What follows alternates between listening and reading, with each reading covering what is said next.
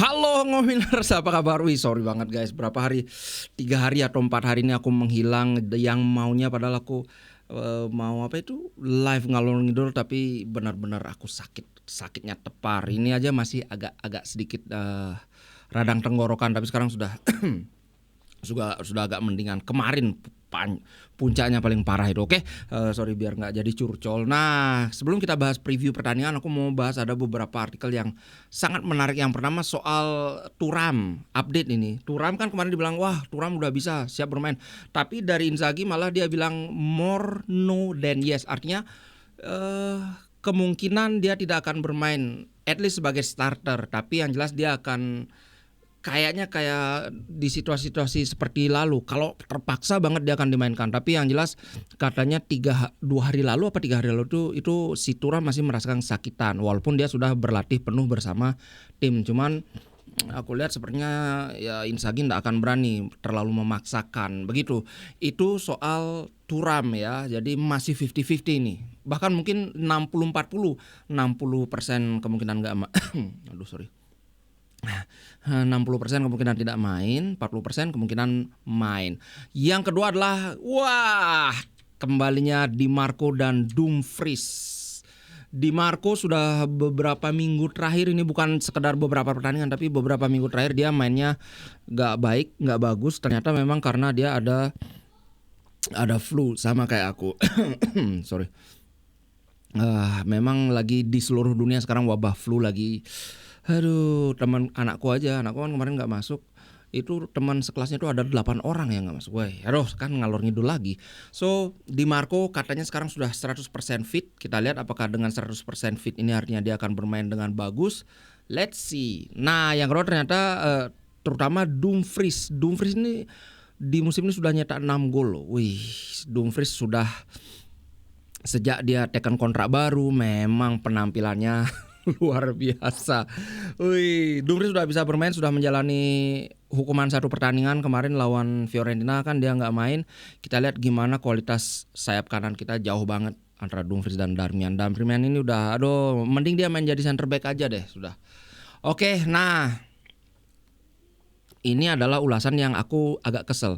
Beberapa hari kemarin apa 2 hari lalu aku mampir lah lagi scroll YouTube Short, itu muncullah salah satu omongannya si Koci ini. Dia bilang, intinya sih dia bilang bahwa sekarang ini striker itu minim banget. Kalau sekarang siapa aja nih striker yang bagus? Osimhen, Lewandowski nggak dipakai, udah kita coret karena udah 34 tahun. Which is aku nggak ngerti apa alasannya mencoret, karena kan kita ngomongin striker saat ini. Lewandowski itu saat ini dia sudah mencetak 31 gol di semua kompetisi.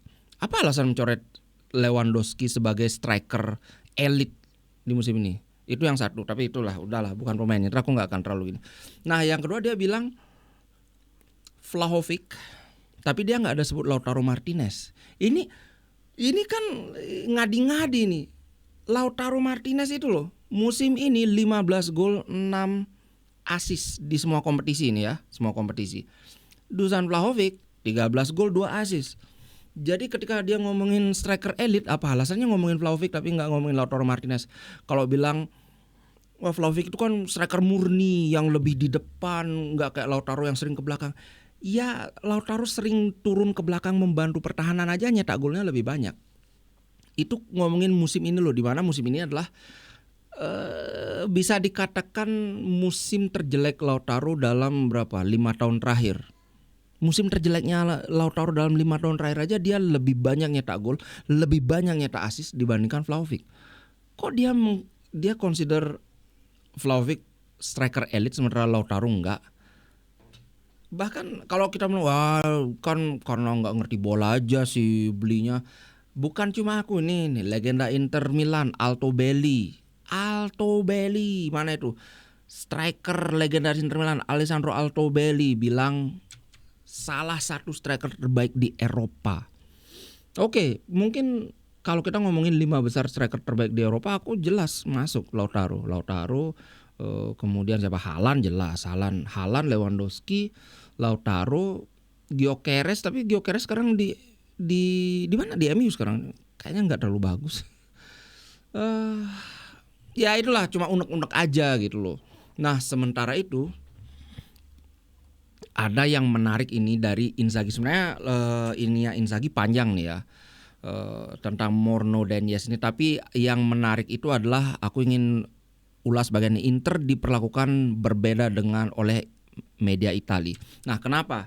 Ini masih terkait dengan Inter lawan Fiorentina di mana ya bolanya Bastoni yang out itu kan nggak disemprit dan kemudian berujung dari jadi corner dan akhirnya gol buat Inter. Nah, aku akui bahwa dalam hal ini Inter diuntungkan. Tapi seperti yang aku bilang di grup di mana Inter itu lebih banyak dirugikan daripada diuntungkan. Dan tim-tim lain itu kita tahu siapa yang paling sering diuntungkan. Napoli juga cukup sering diuntungkan oleh wasit di musim ini. Kemudian Milan pas Supercoppa sudah rekamannya itu banyak beredar di mana si siapa namanya Pavlovic kan. Ya itulah pokoknya ik itu yang ngejegal kakinya Thuram, kemudian dari depan Theo Hernandez nekel itu. Nggak ada yang terlalu ngeributin kecuali media yang Inter kayak Sempre Inter itu kan. Nah, apa yang dibilang Inzaghi? Dia bilang gini, saya mengatakan sesuatu karena saya itu marah setelah pertandingan lawan Milan. Karena setelah 4 atau 5 kali kami dirugikan, kami hanyalah manusia dan tentu saja saya berpikir tentang Inter saya gitu loh.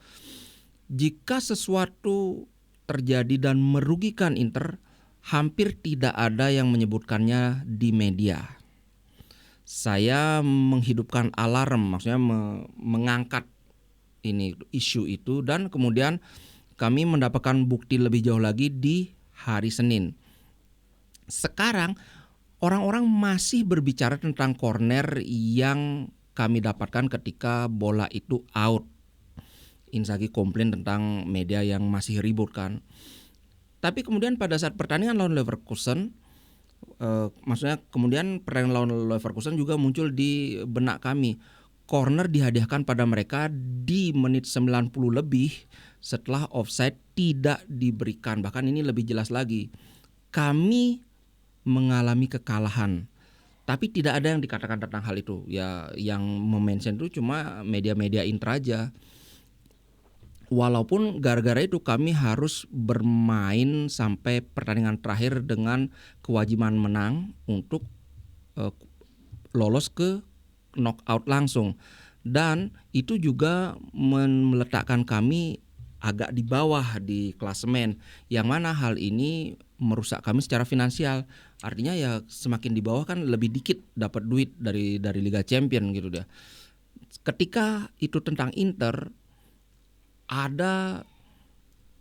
maksudnya ketika Inter yang diuntungkan, seluruh televisi show dan seluruh media mengatakannya, membicarakannya selama berhari-hari. Tapi kemudian ketika yang terjadi sebaliknya itu tidak dibicarakan. Jadi tanpa berbicara banyak tentang referee atau pelatih, karena tentu saja akan selalu terjadi error, saya hanya ingin mempertahankan pekerjaan saya, mempertahankan hasil kerja saya. Kerja dari staf dan kerja dari pemain itu, tumben nih. Inzaghi biasanya kalem, tumben ini agak keras ngomongnya Inzaghi. Memang bener, aku ngelihat sampai ini udah berapa hari sih berlalu masih aja orang ngeributin soal Bastoni bolanya out. Itu kan sudah jelas sama persis ketika kita lawan Leverkusen. Bola sudah out, kalau dia lawan Leverkusen offside. Cuma habis itu kan bolanya tidak langsung gol. Karena sudah episode baru, sudah bola mati, ya VAR tidak bisa intervensi. Sama kayak waktu itu juga kan, akhirnya mereka dapat corner, tapi dalam hal ini kita yang dapat corner. Come on man, buat yang ribut-ribut itu kayak nggak pernah diuntungkan wasit aja, dan mereka lebih sering diuntungkan oleh wasit. Gitu bro. Oke, sekarang kita bahas pertandingan lawan Juventus. Ini adalah kesempatan yang sangat besar bagi Inter. Sorry. Kesempatan sangat besar buat Inter menyalip Napoli karena Napoli seri lawan apa? Napoli lawan Lazio. Jadi Inter ada di 56 poin sedangkan Inter 54 poin. Kalau kita menang maka 54 tambah 3 itu 57 poin. Kita bisa menyalip Napoli. Tapi ini Pertandingan lawan Juventus ini tidak pernah menjadi pertandingan mudah. Bahkan musim lalu ketika Inter di atas banget pun kita nggak bisa mengalahkan Juventus dengan mudah. Malah dalam 5 pertandingan terakhir Inter lawan Juventus itu Inter seri berapa nih? 1, 2, 3. Seri 3 kali, termasuk yang terakhir itu yang 4 sama, dan menang cuma 2 kali. Dan 2 kemenangan Inter lawan Juventus itu semuanya cuma 1-0, 1-0. Tapi ya ini kan ketika Juventus masih dipegang Allegri waktu itu. Memang mereka kan defense banget kan. Nah, dan jangan lupa Juventus adalah tim satu-satunya tim yang bisa menjebol gawang Inter itu sampai 4 gol. Nggak ada tim lain yang bisa melakukan itu. Yang mendekati ya Fiorentina waktu mereka membantai kita 3-0. Tapi kalau urusan menjebol gawang itu kita 4 gol dijebol oleh Juventus. So ini berarti Inter harus sangat berhati-hati. But, nah, ada satu hal yang menurutku sangat penting dan bisa jadi faktor pembeda adalah ketika di pertemuan pertama kita lawan Juventus, waktu itu Lautaro itu masih dalam periode terombang-ambing yang yang masih jelek lah performa. Sekarang Lautaro aku bisa katakan sudah bangkit sepenuhnya. Permainan atau pertandingan lawan Fiorentina itu adalah salah satu penampilan, mungkin bukan salah satu penampilan, tapi penampilan terbaik Lautaro musim ini walaupun dia nggak nyetak gol. Bagaimana dia melakukan link up play ketika dia turun melakukan pressing, kemudian ketika dia membagi bola layaknya seorang playmaker, top Marco, top. Semoga hal ini bisa menjadi faktor pembeda, apalagi Lautaro kan istilahnya udah lama kan, karena pertandingan lawan Fiorentina udah hampir seminggu kan. Jadi ada waktu seminggu untuk istirahat. Ini ibaratnya ya Lautaro kayak yang biasanya main 2 kali seminggu, sekarang cuma sekali seminggu. Semoga Lautaro. Kalau Thuram sih aku mendukung Inzaghi. More no than yes, udah nggak usah lah dipaksain. Soalnya kalau Thuram sampai cedera parah loh ya. Kalau Thuram sampai cedera parah, kita jadinya hanya punya Arnautovic dan Taremi. Taremi itu Inzaghi sempat ngomong bahwa Taremi ini sudah 15-20 hari terakhir itu tidak pernah maksimal latihannya karena dia masih ada sedikit rasa sakit. Jadi itu jawaban kenapa Taremi kok kayak enggak maksimal. Tapi sekarang katanya sudah 100% oke si Taremi. So mungkin kalau aku ya udahlah kasih si Lautaro dengan Taremi. Menurutku kalau kita ngelihat ketika Taremi di preseason ya waktu itu bagus banget. Cuman kemudian kan pada saat awal-awal musim dia sempat cedera kan. Itu menurutku. Kemudian yang kedua yang ingin aku sebut selain Lautaro dan Taremi juga adalah Zielinski. Tampaknya Inzaghi akan lebih sering lagi memainkan Zielinski sebagai regista. Karena apa? Ketika Zielinski bermain sebagai gelandang tengah, sebagai center midfielder, kayak nggak ketemu kliknya gitu loh. Nggak apa ya, dia kasih umpan progresif kurang oke, banyak muter-muter nggak jelas, akhirnya back pass. Tapi ketika dia sebagai regista, kok aku jadi ingat sama Brozovic. Bolanya sangat sulit direbut, dia bisa mengatur tempo dengan baik, menjaga possession. Jadi kayaknya kalau Inter ketemu dengan tim yang bermain dengan low block, bukan Juventus ya, kalau Juventus kan udah nggak low block lagi, beda dengan zaman Allegri kan.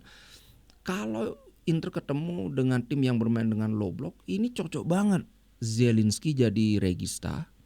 Mungkin Inzaghi bisa mencoba Zielinski jadi regista, Hakan didorong ke depan lagi jadi center midfielder. Wih, kalau itu sampai kejadian aku sangat tertarik akan jadi kayak gimana nih.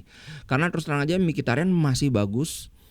Tapi kalau kawan-kawan ingat bagaimana Hakan Çalhanoğlu bermain di musim pertama dia di Inter ketika Inter gagal Scudetto itu mantap banget.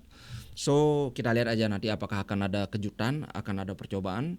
Apalagi karena kenapa percobaan itu mungkin terjadi, karena ada 7 hari jeda sebelum Inter bermain. Jadi dalam 7 hari itu kan lebih banyak ada latihan kan, lebih banyak ada latihan, kan bisa nyoba-nyoba hal yang baru. Tapi menurutku sih Hakan sekarang sudah sembuh bener, kayaknya sih Hakan Miki Barella gitu. Cuman mungkin ya Hakan nanti di pertengahan ya ditarik menit 60, 70, antara Hakan digantikan dengan Zielinski karena memainkan Aslani melawan Juventus kok kayaknya ngeri-ngeri sedap gitu. Aku sekarang ini berpikir kalau mungkin lawan tim papan bawah oke lah mainin Aslani. Kalau mereka mainnya low block ya, karena Aslani ini ketika dia di pressing panikan orangnya. Gitu sih bro. Oke, jangan lupa besok 345 kita live reaction, kita nonton bareng-bareng. Semoga Inter menang. Kalau Inter menang kita bisa menyalip Napoli. Tapi kalau Inter nggak bisa menang ya jangan terlalu sedih, karena ya Juventus bukan lawan yang bisa diremehkan. Aku ya antara lawan Juventus dan lawan Milan, aku masih berpikir bahwa kemungkinan kita menang lawan Milan itu lebih besar daripada lawan Juventus. Walaupun kita udah kalah lawan Milan sekali. Kok sekali? Dua kali. Dua kali kalah, satu kali seri. Tapi aku masih lebih menurutku Juventus lebih kuat dari Milan gitu sih bro. Oke guys, itu dulu untuk konten kali ini. Sampai jumpa besok dini hari. Ciao.